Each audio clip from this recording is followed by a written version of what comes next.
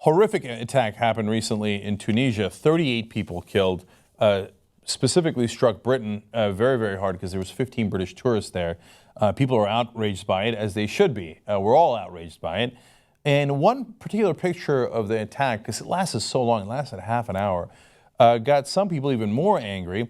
It was the assailant, Seifeddine Rezgui, I'm sure I pronounced that wrong, walking with his Kalashnikov rifle at his side down the beach. So let's take a look at that picture. And some people were so mad because it seemed like he was just walking around and nobody was doing a damn thing about it. In fact, one commenter in the Daily Mail said, quote, "I count 9 men standing or walking behind him. Why didn't they all attack him?" Well, it turns out they couldn't be further from the truth. The attacker, who had all that ammunition and weaponry, went throughout the beach and then went into the hotel, and he was confronted many, many times. In fact, it turns out the 9 guys behind him were a line of human shields protecting the civilians. So now we go to some British tourists who were there, the witnesses.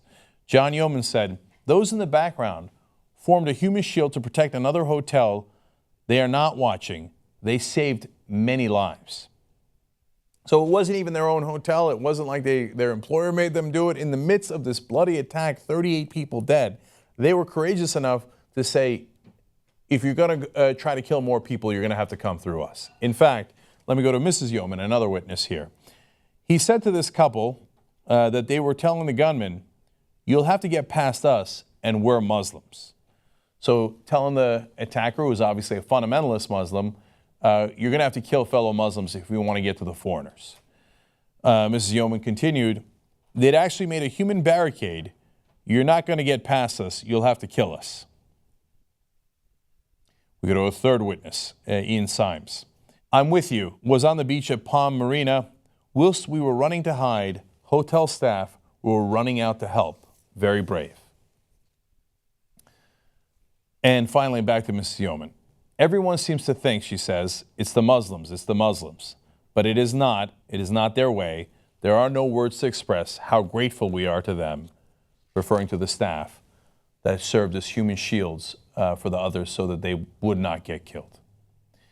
Now, that is extraordinary courage, to stand in the way of bullets, to stand in the way of terrorists who you just saw kill dozens of people and say, "You're going to have to kill us first." Now, is Mrs. Yeoman right that it is not the Muslim way to attack people? Well, it was a Muslim who attacked. But please, let's not be so simplistic as to say there is a Muslim way or there isn't, right? Both sides are not correct. Yes, some Muslims do acts of terrorism. As here, we have right-wing terrorists in America who do acts of terrorism at an even greater rate than Muslims do, okay? Does that mean all Muslims either do the terrorist attacks or condone them? Of course not. How can people be that painfully stupid? So in this case, both sides were Muslim, the guy who did the attack and the people who were incredibly courageous and protected the other civilians. The answer isn't in whether they're Muslim. The answer is in the ideology. It was the fundamentalist radical Muslim who did the attacks. We had fundamentalist radicals in Israel recently, in the Golan Heights, burned down a Christian church, one of the most holy churches where they say that Jesus created the loaves and the fishes and created that miracle. Now, I'm not a religious person, I don't believe that, but obviously Christians believe that deeply, and that church was burned down by fundamentalist Jews in that case. Like I said, fundamentalist Christians in this country, attack after attack, attacking Muslims, attacking Jews, attacking in so many different ways that it's more than any other fundamentalist attacks in this country. And it is always the people who are fighting against those that wind up doing the courageous things and making sure less violence happens. What defines the terrorist is not their religion. What defines the terrorist is their fundamentalism, is their radical violent actions. Now, some people just cannot see through the hatred. They look at that and go, "No, the Muslims are the worst. They're the worst." And they will say over and over again, filled to the rim with hate of, "No, but the moderate Muslims don't do enough." How about you have to kill me first before you get to them. Is that not enough? Always there's excuses. No, but no, I saw a poll in a different country. La, la, la. This is not a poll. Here they are. Here they are. Human shields of a completely different variety, saying we will shield the innocent. But it'll never be enough. And I guarantee you people will look at this story and they'll say, no, the Muslims are the worst. This is misleading. The fact that they're willing to lose their lives to protect innocent civilians is misleading.